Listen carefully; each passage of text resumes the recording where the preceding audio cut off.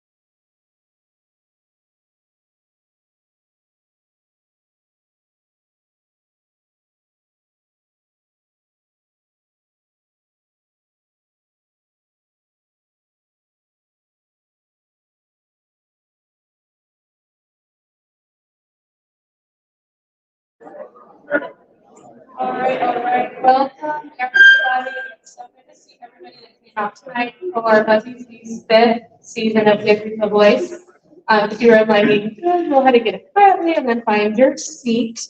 And then for right now, we're going to close registration and we're going to close the wine wall. And then after we get done with this portion of the event, we'll go ahead and open it back up for more mingling, and you guys can purchase Apple tickets and wine wall tickets and it's all that stuff. So again, thank you for being here. It means a lot to us. And thank you to the folks that are here that haven't participated in Greatroom Voice. It takes a really, really strong individual to sit with us in our group.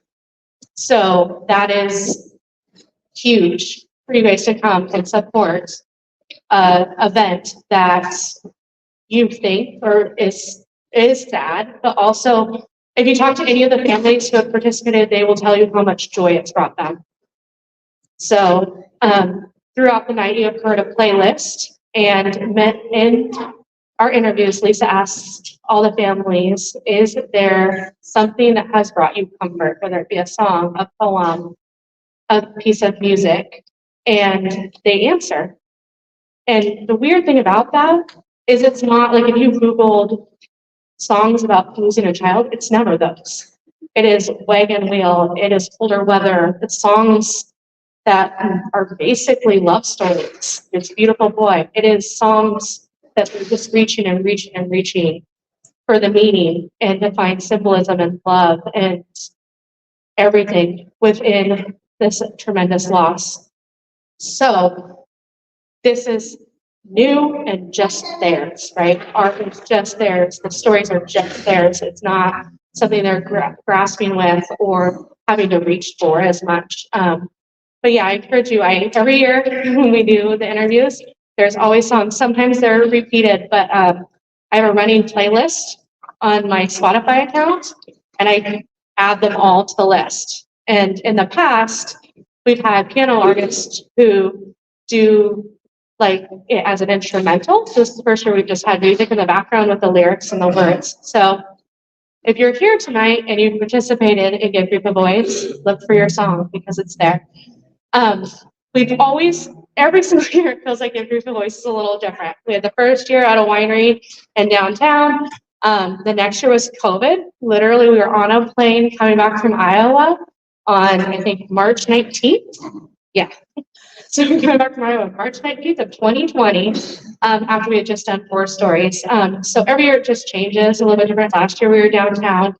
And every year the past few years, we've done a panel. So we bring an artist up, a writer up, and a family. The artists and the writers talk about their experience and how it's changed how they do their craft and their work. And then the families talk about what the experience was like for them. This year, we've shared the art quite a bit. We've been on tour, gallery tours throughout the Northwest.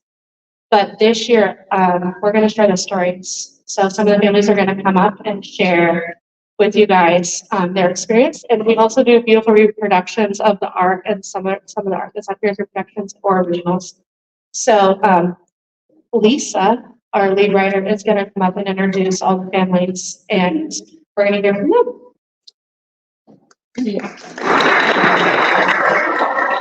Hello, it's so wonderful to see so many of you. Thank you everyone for coming. I'm Lisa Breitmeyer. I'm one of the proud writers of the program. And I was telling someone tonight how strange this experience will be because, you know, I interview the families before I write the stories. And so they tell me their stories and then I write it. And then tonight they're going to get up and speak their stories.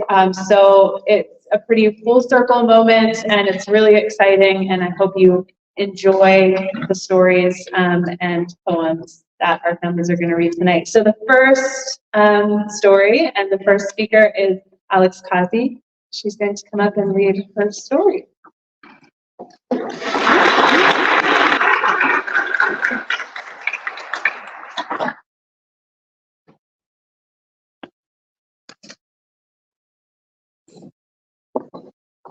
Okay, our story is titled Fire One. It's been over 3 years since Eden died. My memory of him has faded with time. I have two subsequent children now, and my attention has shifted. Aiden was a silly, goofy kid, sneaky too, always trouble. His name means fiery one, which fits him well. Once there was a knock at our door at 6 a.m. It was our neighbor.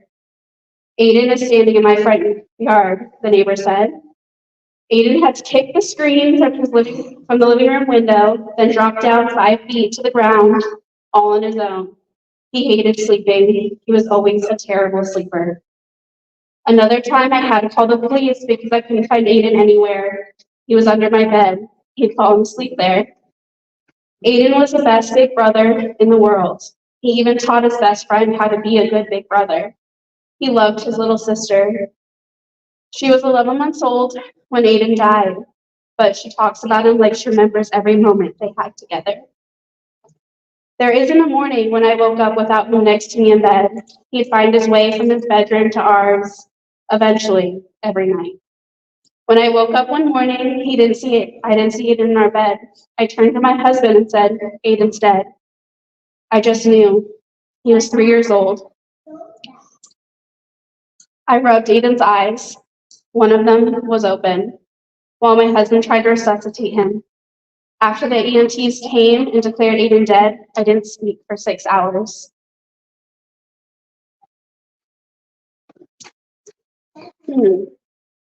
I spent many months trying to find a reason. Was it the slight cold he had at the time? The autopsy discovered nothing. The toxicology report discovered nothing, but I kept searching. It was around that time I learned about SUDC, sudden unexplained death in childhood. SUDC is what's written on Aiden's death certificate as cause of death. Aiden loved Batman. Everything was Batman. One night before he died, he wore his Batman costume to a Halloween party. He also loved water. The swimming pool was his favorite place in the world. My husband and I have talked about where we might want to spread his ashes, but we haven't done it yet because you can't toss ashes into a swimming pool. At home, our water bill was insane. He'd take hour-long showers. He'd also love singing. I sang You Are My Sunshine to him every night. That's his song now. I can't sing it to my other children. We saved his last Lego creations. He loved Lego bricks. They're in a box somewhere. There's a big box of the stuff that I haven't opened in a long time. It's too hard. He also loved Murphy, our Saint Bernard at the time. That was his dog. And Aiden really loved ketchup. He put it on everything. He put ketchup on his pancakes. He thought it was hilarious. At the celebration of Aiden's life, I taped over 2,000 pictures of him all around the room. I encouraged people to take the pictures with them when they left. It's been great to be at someone's house and see a picture of Aiden on their refrigerator. I deal with my grief by talking about what happened, but most people don't want to hear about your kid suddenly dying for no reason. So I also do a lot of deep cleaning. I rearranged the furniture in my house. After Aiden died, my humor got dark. It's difficult now for me to make new friends. Not everyone enjoys dead children jokes. After I had my daughter, I got really bad postpartum depression. I joined a lot of support groups of other women going through the same thing, called Hope Circle. Later, when I decided to start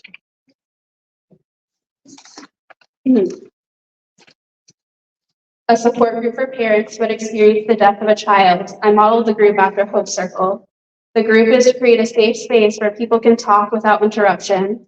I might offer a focus for the day just to get the conversation going, but it's mostly a judgment-free space to be real and open about grief. After the death of a child, day-to-day life really sucks.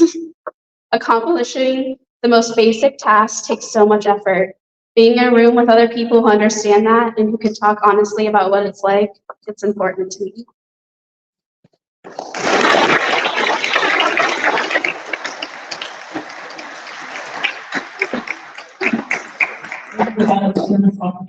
Oh, yeah. This Aiden's piece, if you want to come back after.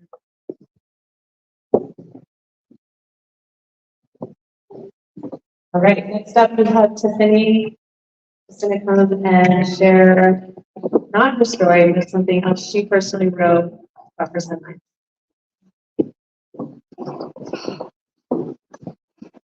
just begin by talking. Okay. So this is Miles. This is my daughter Riley. Miles was 17 months old, died of acute leukemia. So Riley was about 3, turning 4 at that time. And so this painting is representative of our relationship because there's this children's book that I used to read to Riley, and it literally sent chills down my spine after Miles died. It's called Maybe a Story About the Endless Potential of All of Us. So in the story, a little girl makes herself a rooster-like hat made of leaves, and she makes a little pair of wings for her little pig. And in the end, the pig flies away chasing the little butterfly. And so we're Chinese American, me and my husband, and in the Chinese zodiac, Riley happens to be a rooster and Miles happens to be a pig. So in this book, the fact that these two animals were chosen to represent these characters, it just like made so much sense for me to see my children, like one still here on earth and the other one's in heaven. So I think our artist decided to draw Riley looking at Miles. So Miles is flying, chasing a butterfly, and Riley's watching him. So this is their sibling relationship. They're 2 years and 4 months apart. We envisioned them growing up together, but sometimes things like that. And we ended up having another child named Silas, and he is 15 months now, so he's almost at the age of Miles. So I wrote this poem. It's called Bereaved Mom. Hoping that someone in this room can resonate with it, I think. Okay, here goes. Bereaved Mom is a sharp ache that never goes away. Bereaved Mom is taking black and white photos of my son's portrait. Bereaved Mom is PTSD at 6 in the morning. Bereaved Mom is having 17 months worth of pictures and videos. Bereaved Mom is never getting to walk my son for a while. Bereaved Mom is only stating his name on a bench plaque and a gravestone, but never on a graduation program. Bereaved Mom is listening to TV murders all throughout my pregnancy after loss and screaming at my closet. Bereaved Mom is always wondering what he would have been like today. Bereaved Mom is knowing that my vivid imagination is vital for my survival because it's the only way I can comfort my grieving mind. Bereaved Mom is ghostly, dissociating because I crashed into another trigger. They're seriously everywhere. Bereaved Mom is in flux, always wishing to fix things with my hands and finding the slightest satisfaction in completing tasks, while knowing some things will never be fixed. Bereaved Mom is losing myself in show after show, forcing myself to watch movies about tragedy and trauma, hoping they will serve as a guide to survive this life in the after. Bereaved Mom is trying again and again and again to reintegrate back into a normal that no longer fits. Bereaved Mom is wondering, why am I so easily weary, so exhausted from living? Bereaved Mom is half-passing things, carpeting the crap out of the DM because nothing really matters. Bereaved Mom is trying her best, but still feeling like it will never really cut it, because why should it when a piece of her flesh and blood is separated? Bereaved Mom is bereaved mom, bereaved.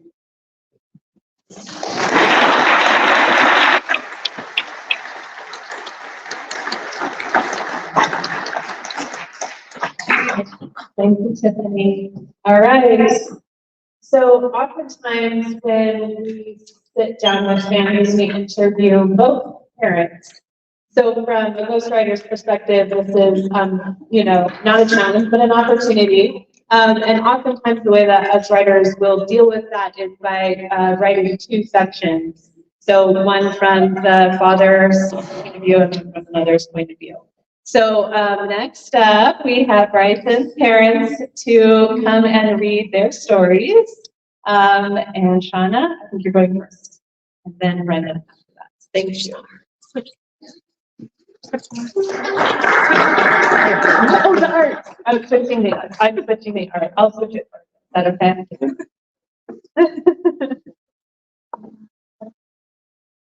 Oh, are you first on the paper? I'm first on the paper. Well, I think Brendan should go first. Let me get this. Good evening, everyone. My name is Brendan Anderson, and I'm here to represent Bryson Anderson. And I'm glad to be here amongst you guys. Okay, so Bryson Strong. Bryson was a great kid. He was just a kid. He loved baseball, Bruno Mars, dancing and cooking in his make-believe kitchen. He loved dancing. He loved having tongs in his hands, kitchen tongs. He loved having those tongs in his hand and pretending he was a teacher with them. He tapped them with like drums, opened and closed them. Once at the hospital, he forgot his tongs, and a nurse tried to make some for him, but they weren't good enough for Bryson. He needed his tongs. He felt in control with them, and he loved going to Dodger games. He didn't know any of the players, but he loved going to those games. We played baseball in the yard together and go to the Dodger games. I remember feeling so excited for him that Halloween when he was 8. He was getting more and more independent. He'd going out trick or treating. He wasn't scared at all. Vibrant, being a regular kid, but that night he had a small stroke. After that, he had a real rough journey, and it was tough. It was tough on all of us. When COVID hit, I was able to visit him in the hospital. My wife was there every day. She never left. I give her all the credit in the world. I give her all the credit. But I wasn't able to go as often as I wanted to, and that hurt. It hurt. It still really bothers me. It still really bothers me. I'm sorry. I did get to be with him at the end. We were all with him. We finally unhooked him from all the tubes and machines. He had a smile on his face. I actually took a picture of him. He looked so comfortable. He did. Another thing that still bothers me because of the pandemic, we had to have a closed casket at Bryson's service. People couldn't see him to say their goodbyes. That hurt. That really hurt.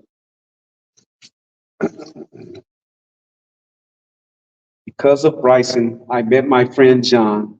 John was another father in the hospital with his daughter, who was like Bryson, a heart transplant. Who was like Bryson getting a heart transplant, excuse me. When I first met John, I could tell he was having a rough time. I asked if I could pray for his daughter. And we've been friends ever since. Bryson and his daughter, Haley, spent a lot of time together in the hospital. And became good friends, excuse me. John and I are still very close. I'm meeting with John for lunch tomorrow. In fact, I'm so grateful for all the people we met at UCLA while in the hospital with Bryson. I love UCLA, the doctors and the nurses. They were the nicest people. I still keep in contact with them. I could never forget them. They haven't forgotten us or Bryson, and that's a good feeling to have. True. I miss my son every day. I have pictures of him and memories. My iPhone is always putting together pictures and snippets of videos like movies. I watch them all. I see his smile. I hear his voice. I relive our Legoland adventures. I see pictures of him in and out the hospital. He was our only child. I miss him pulling on my lips, my ears. I miss him getting on my nerves. I miss his glasses. I miss being a dad. I do. I wish we could do more together. I used to tell him I'm so proud of you, Bryson, because I was, and I am, his poor little body. He didn't really understand what was happening to him. He never complained. He never whined. He didn't. We all tried our best. We did everything we could. I know Bryson was proud of us, and I'm proud of him. I'm proud of you, Bryson. The grief process is a process, and I'm still getting through it. I'm still getting through it, you guys. We got Bryson Strong, wristbands made. Bryson Strong every day. I look at this, Bryson Strong. Okay, I'm sorry. Wearing it helps. His strength is my motto. Bryson taught me strength, and I love him for that. For Christmas, we made gift bags for families in the hospital where we spent so much time. We couldn't deliver them personally because of the pandemic. but it was a great feeling too. I'm going to pass the mic on to my beautiful wife, and she's going to finish the Bryson Strong.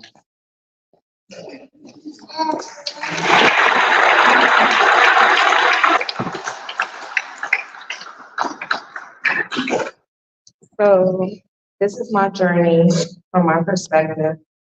Bryson had a great personality. He could be a sassy. He'd tap on me if I bothered him while he was watching his iPad or playing in his kitchen and say, "Leave me alone." He could get a bit of an attitude, and he was always fishing for compliments.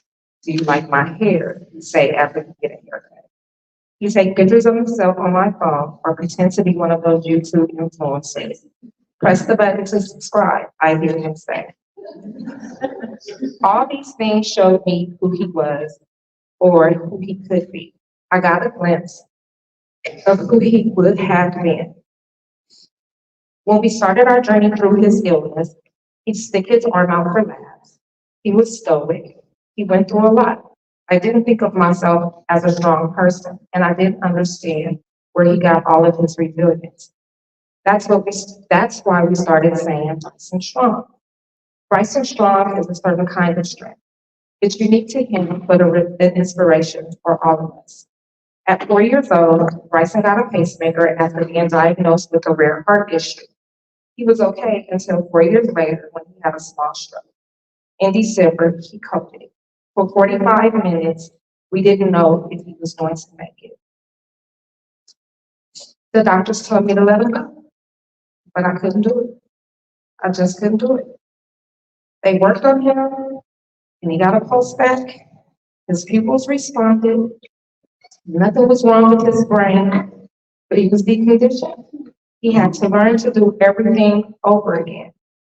He never complained. He never backed down. He wanted to live. During the months we waited for his heart transplant, we bonded with the hospital staff. I never left the hospital. I didn't care about my job or my paycheck. So I was helpless. But being in the hospital with him was the one thing I could do. I woke up when he woke up.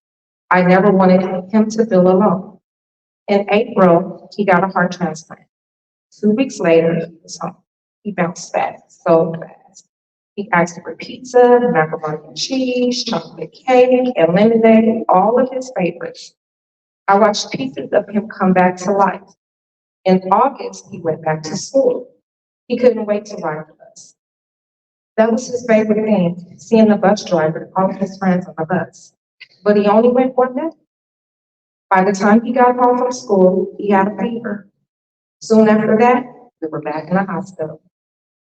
Again, Bryson never complained. He did some amazing things. He was like a superhero. He always came back. He had no outlet. People say he got it from us, his parents, but I'm not sure about that. He fought all the way until the day he realized he couldn't win. Since Bryson's death, I've become an advocate for organ donation. As an African American woman, I didn't know what it meant to be a blood donor or an organ donor.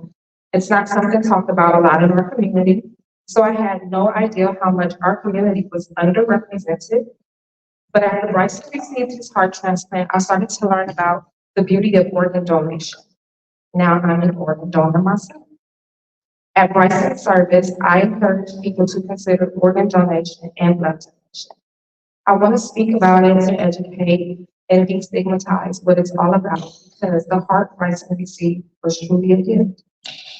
Organ transplants are given anonymously, but after Bryson's transplant, I ended up writing a letter to the donor family thanking them. I got a response back and learned that the heart Bryson received was from an 11-year-old girl. I think of that little girl as a sister to Bryson. Their hearts were a perfect match. The one thing I knew about Bryson's service was that I didn't want it to be a traditional service. I had a graphic artist draw a picture of him in a superhero costume with a heart in front of it. And I created, with the help of my niece and my aunt, a book written in the style of a comic strip or a graphic novel. Thinking bubbles appeared on the pages with all of Bryson's favorite sayings. He was buried in a replica of that superhero costume. I remember how special it was to hear from some of Bryson's doctors and nurses talk about him at the service. People like Dorna. Dorna was Bryson's physical therapist. He loved her. He had a little crush on her. I used Dorna's name as a friendly threat whenever Bryson would brush his teeth or whatever. I'll call Dorna. I'll do it. At his service, Dorna talked about how when she first met Bryson, Bryson was this skinny kid who couldn't walk. Later, he was the kid who ran to her after his transplant. Dorna could really speak to Bryson's character because she really knew him. He built relationships with all of the people at the hospital. I know Bryson would have enjoyed seeing all his people there that day. I'm fine with him for not overcoming his illness. He went through so much as a kid. He had the strength of 10,000 men. What hurts is how much I miss him. These days, my grief is bipolar. I have some good days, and then I'm just a mess. I also have some terrible anxiety that comes and goes. My niece gave me a cell phone case with Bryson's superhero picture on it and a necklace with his name. My mother gave us a canvas picture of Bryson, which hangs over our bed. These gifts gave me a piece of him and meant a lot to me. I know exactly what to put in the gift bags we made for families at the hospital. Snacks, a reusable cup, body wash, shampoo, lotion, toothbrush, and toothpaste, a laundry bag. A towel, word searches, and manicure kits. Everything I eventually accumulated over the months I was there. Everything I needed while I was there for so long in that hospital. One of the funniest things about Bryson that I love to remember is how no one wanted to buy any food from him in his pretend kitchen because he charged such outrageous prices for it. He'd take my order and I'll order a cheeseburger and then he'll say that'll be $20,000. And I tell him that I didn't have that kind of money and he'd tell me to go to the bank. Every time he played in his kitchen or with the plate food they provided for him at the hospital, he asked the nurses what they wanted and then charged outrageous prices. He did not care, call the bank and tell them to get some extra money, he said. That was Bryson for you. His spirit, his resilience, his strength, he never complained. There was just something about the way he handled life with so much grace.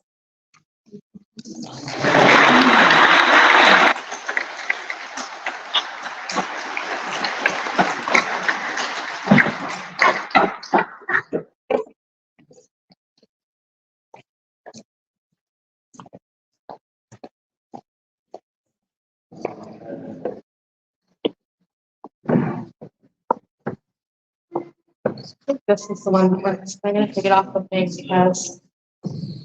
because anyhow. So all of our artists and our writers are paid. So we pay all of our artists and our writers to do this wonderful work and give this gift to families. So tonight on your table, there's a table top where you can donate directly to Buzzy's. All the wine on the wine wall was graciously donated. So any purchase at the wine wall or a raffle ticket will go directly back to us to continue to do this work. After this year, or currently, we are pitching to publishers. So we're trying to take all the artwork and the stories to go into a book that will help everybody, right? Here in Oregon, we're looking at the Douglas Center. Our friends in LA have UCLA, but there's people in this world that do not have, that are going through the same thing, that do not have grief centers or support like we have. When I was in the middle of nowhere, Iowa, back in 2020, I actually met somebody that lived on this farm and it had been 2 years and they had never met another person that had lost a child. So it's really, really important. And the first $1,000 of donations tonight will be matched by an anonymous woman. So think about that. Next, what I would like to do is, if you would be so inclined, if you have lost a child at any point in time, if you could please stand up.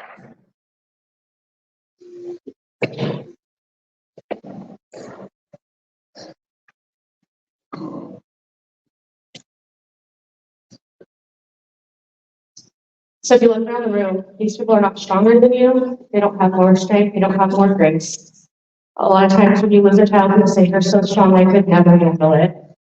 It's not something they chose or want to handle. They are not stronger than you. They have chosen to live a journey and a life that honors their children. So, like I said, everything that's been written stated me, has at one point or another lost a child. So thank you. I hope you consider donating. Also, we are affiliated with all the match programs as well. So if your company does the match like Nike or hospitals or something like that, we have ways to also pair them. So with that being said, thank you all for listening. I know it was super hard, but I know it means a lot to the families for you to listen to and care about them. So we can just continue to mingle, have more drinks, have a cake pop. Buy more wine from the wine wall, buy raffle tickets, but, I really appreciate everybody being here. I know I've said it like umpteen times, but it really does mean a lot to me. When I started the foundation in 2017, and then when I started, Beaverton for Boys in 2018, never could I ever have imagined this. So, thank you. Thank you.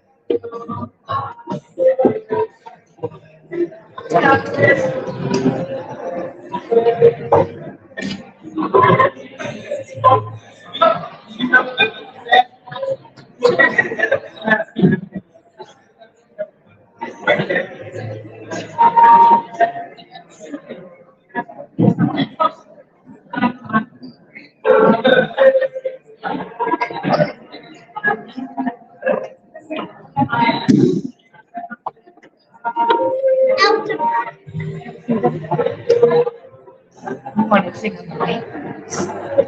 Yeah. Okay, maybe ask her. You want to ask her?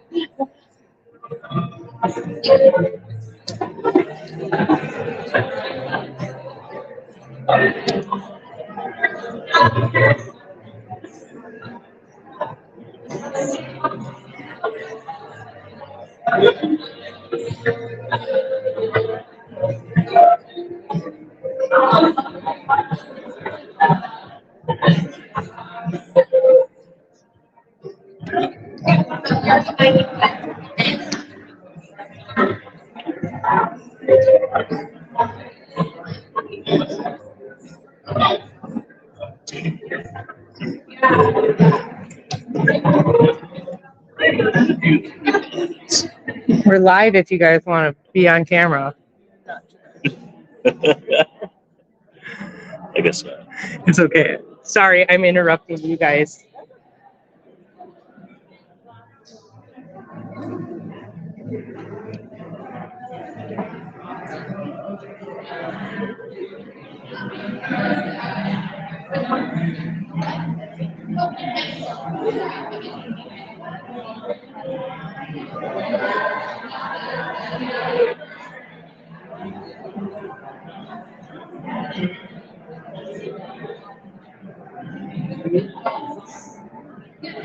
Don't worry, I'm not getting you on camera. You know you guys want to be on camera. You don't even know what you're missing right now, people. Oh, yeah. Hi.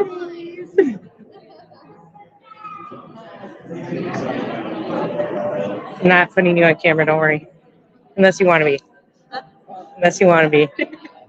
You were for a brief moment, just so you know.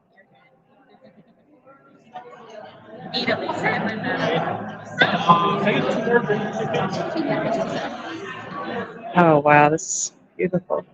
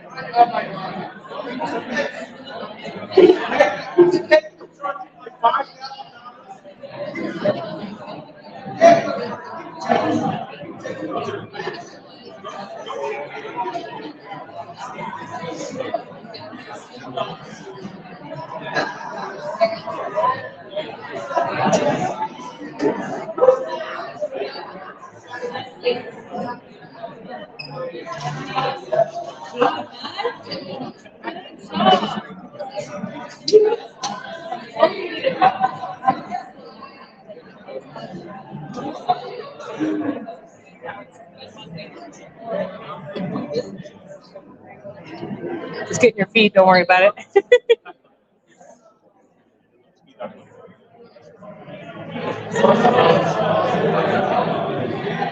Sorry.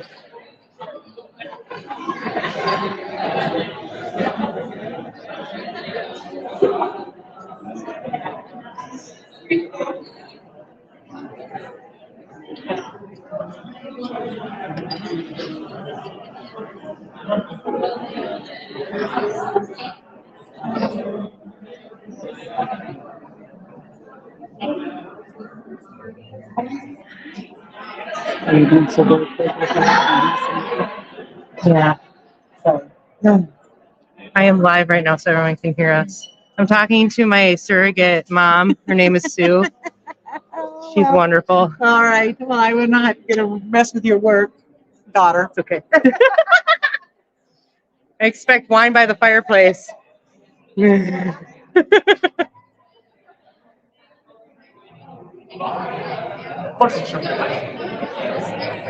Favorites.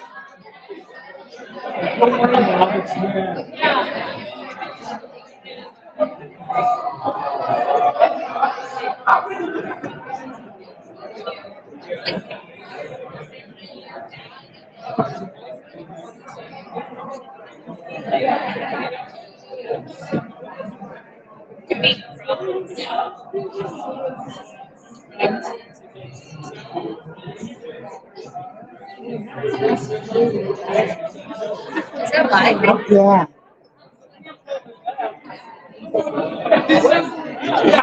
Has some good support. Not like got a ton of people watching, but yeah, a lot of people really nice comments. So I wanted to share this. So, yeah, it's on her. I did put it live on her channel. It's Buzzy Bees, and then it's on mine too, which is Mindful Exposures. But just go. Yeah, no problem.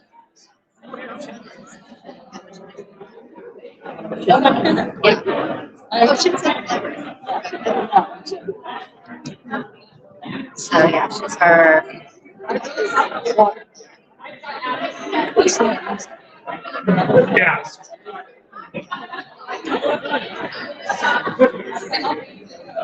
Yeah. I was like, yeah. We came in 26. Okay.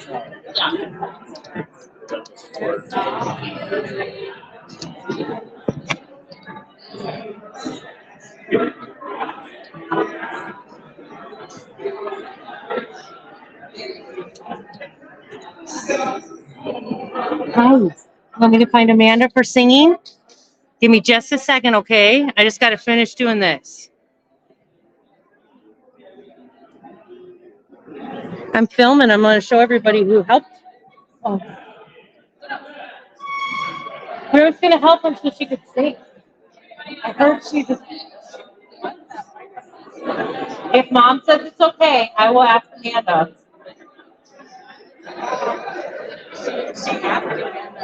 Amanda did. I thought she said yeah.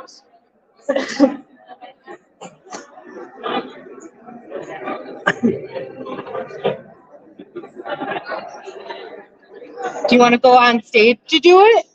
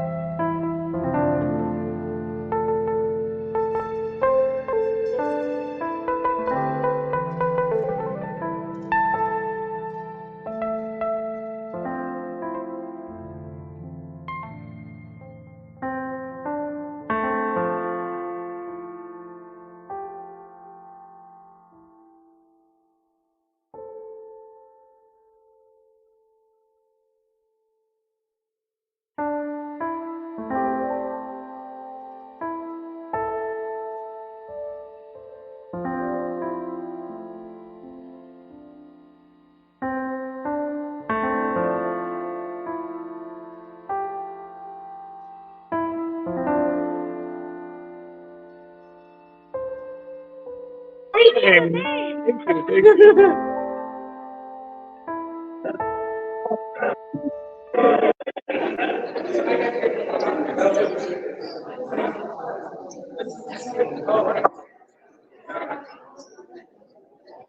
4285.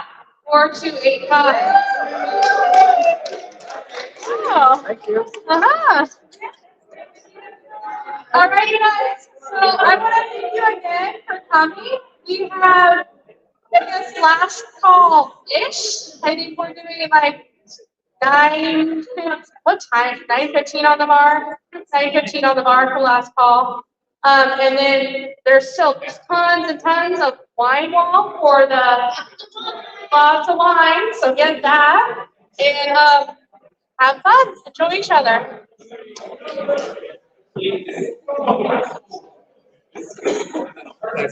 Of course. Of course. Just like Check, check. Real quick, I just wanted to give a big, huge thank you to Amanda, Buzzy, Lisa, artist, Nina, everybody, for an amazing event as a first time family come here. It was perfect. Please tip your bartenders before you leave. Thank you to the wine ladies and everybody have a good night. Thank you.